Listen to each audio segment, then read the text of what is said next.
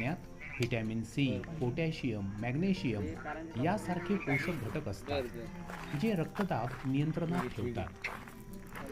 नारळ पाणी प्यायल्याने चेहऱ्यावरील मुरूम अर्थात पिंपल्स कमी होतात. नारळ पाण्याने चेहरा धुतल्यास चेहऱ्यावरील टॅनिंग कमी होतं. नारळ पाणी कोणत्याही ऋतूमध्ये पिऊ शकता.